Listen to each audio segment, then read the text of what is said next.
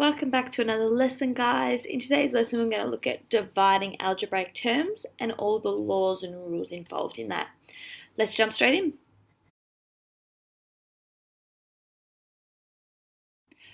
Let's just begin by looking at the golden rule that I think is really important when we're talking about division of algebraic terms, and that is any division problems that have algebraic terms in it, so pronumerals in it, need to be written as a fraction. So if we had something like 3a divided by 3a squared, this in fact needs to be written as 3a over 3a squared.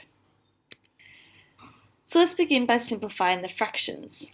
So some important things to note is that you need to look for common factors just like you would if you were simplifying normal fractions, but this time we're going to look for common numbers and also common pronumerals, so common letters.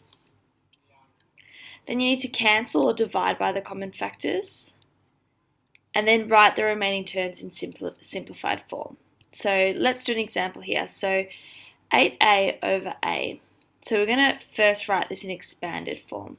So that's 8 times a over a. Then we're going to look for common factors, and a is in both the numerator and the denominator. Then we're going to cancel or divide by a, and so we say how many times does a go into this term here? It goes in once.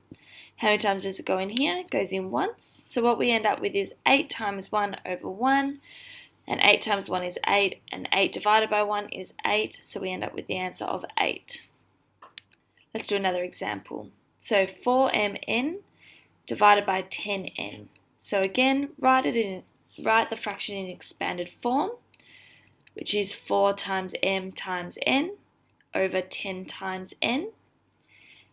Look for common factors, and in this case 2 goes into both 4 and 10, and then both the numerator and denominator have an n, so we can cancel that down. So we're going to divide by 2 and n, so 2 goes into 4 twice, and it goes into 10 5 times. N goes into n once, and it goes into this bottom n once. Now the reason we're writing once, or we're cancelling that, is if this was squared, n would only be able to go into that once. We could only remove it once,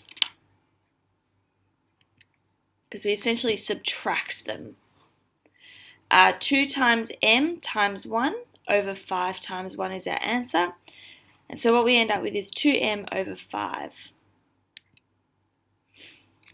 So again, 15abc divided by 25bcd.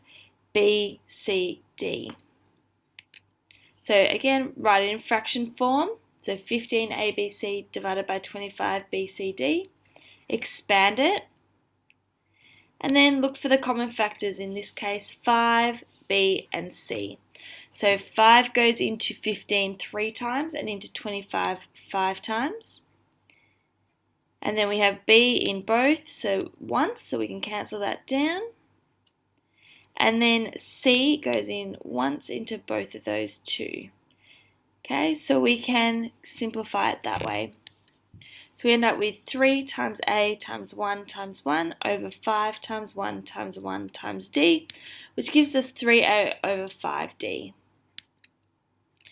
So again, we're just going to look at index laws. So we know that when we multiply two terms with the same base, we can add the indices. And in this case, when we're dividing by something with the same base, we just subtract the indices.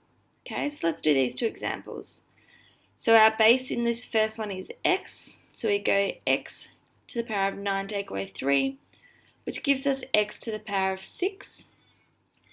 And then we're going to expand this term here, so we get 5 times k to the power of 11 divided by k to the power of 7. And we go, okay, 11 take away 7, so we end up with 5 times k to the power of 4, which simplifies down to 5k to the power of 4. Thanks for watching, guys. Remember, if you have any questions, please make sure you ask. Otherwise, I'll see you in the next lesson. Thanks, guys.